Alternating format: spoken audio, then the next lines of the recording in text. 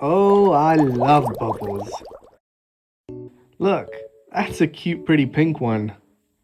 Ah, this one is a really nice blue. But wait, look at that one. That's the AI tech bubble. Wow, it's so big. I wonder though, what if someone was to... You might have heard of the infamous AI tech bubble. It's quite the hot finance topic at the minute. But admit it, is it all kind of going past your head? Well, fear not, because I'm here to explain it to you, because today we're talking about the AI tech invasion.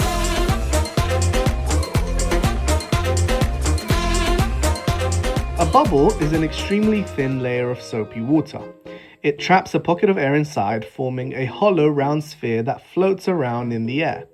In economic terms, though, however, the soapy water is basically a stock. Let's say we take Google stock as an example. Well, then, picture a bubble whose walls are made up of Google, entirely made up of Google.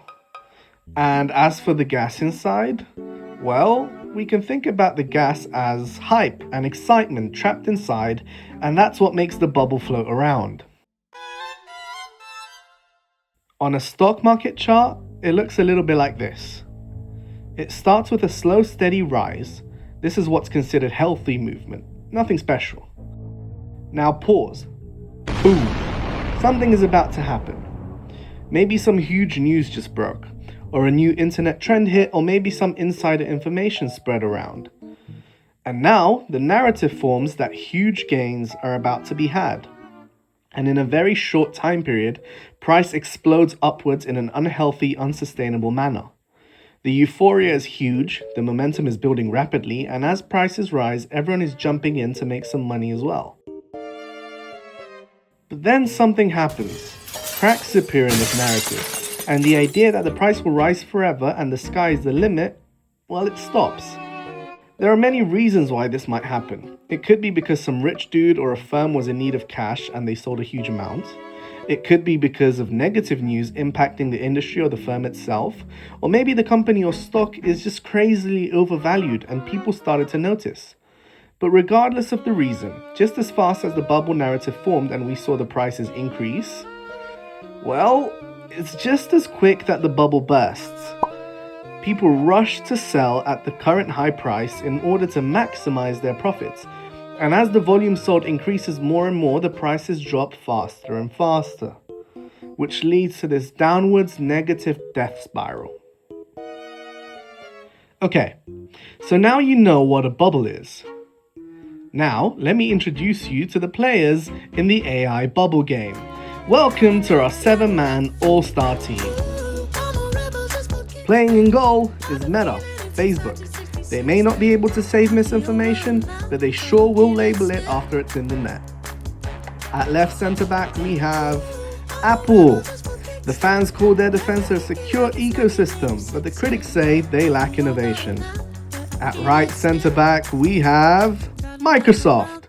If they can't beat you, they sure will try to buy your company out. Playing in the heart of the midfield, Nvidia. Nobody fully understands how they play, but everyone sure is invested. In left wing, we have Amazon, sprinting rapidly down the line to stop the forklifts from unionizing. Now, in at right wing, we got Tesla, electrifying speed to stop Elon from his next tweet.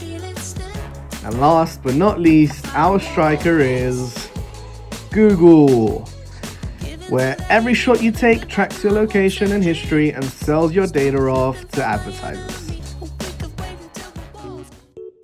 That's the team though, and oh boy, do they know how to play. Together, they're known as the Magnificent Seven. Those are the firms that make up the AI bubble. JP Morgan reported that those 7 stocks alone contributed 55% of the total returns made by the stock market in 2024. And if we look at this graph, it shows the stock market returns of the top 500 firms in the stock market here in yellow. And up here, other returns of the Magnificent Seven.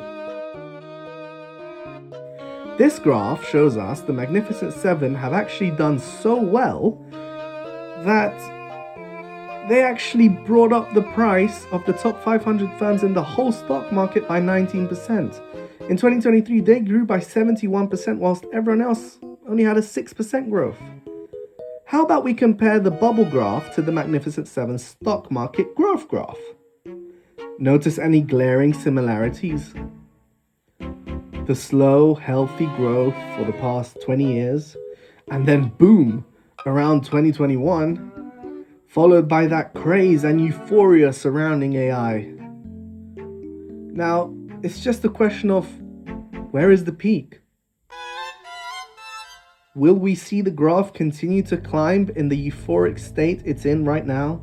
Or will the bubble burst?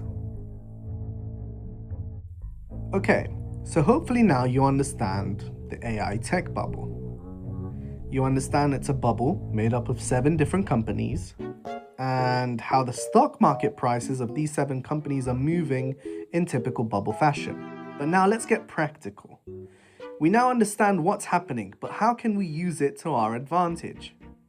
Well, in order for us to win, we need to predict when the peak will occur. How much more will this price increase? Nobody really knows for sure, unless maybe you're someone in one of those files. Wink, wink. But we can make an educated guess. Please note this isn't financial advice, make your own educated guesses. My personal guess is that the AI bubble is not like other ones we've seen before. The AI race has become somewhat of an arms race between America, China, and the other global superpowers. Similar to that of the space race during the Cold War era. The race is to see who can develop the strongest AI tool, obviously though for the better good of humanity and definitely not for war or other evil purposes. So we can imagine this bubble is cradled by the arms of the world's superpower governments. This means the bubble is not bursting anytime soon. They simply can't afford it. They've invested too much in this bubble. And as long as they keep investing in this technology, this bubble is going to the moon. At least for the foreseeable future though. So I'm still a believer in the bubble, for now. My money though is split in a few different places. In the AI infrastructure, for example. Things like semiconductor ETFs, which are basically companies that are the designers, manufacturers, and equipment makers for our big star players. Some money is in precious metals, such as gold and silver used in the production of chips and other tech components. It also helps that with the rise of inflation, these assets act as safe havens. But more on safe haven metals, especially gold, in another video. And finally, for further diversification, zooming out to look at it globally and investing in ETFs like Vanguard's VDPG, which is basically buying shares in multiple tech companies around the world as a basket of goods. But if you want to risk more for potentially higher gains, you could always throw your money at Amazon, Microsoft, and the other big 7 if you feel they'll keep on winning. All that being said, I'm going back to my bubble bath. Hopefully, you yourself learnt something about bubbles, and the next time you hear something about the AI tech bubble, the massive one, you'll know what's going on.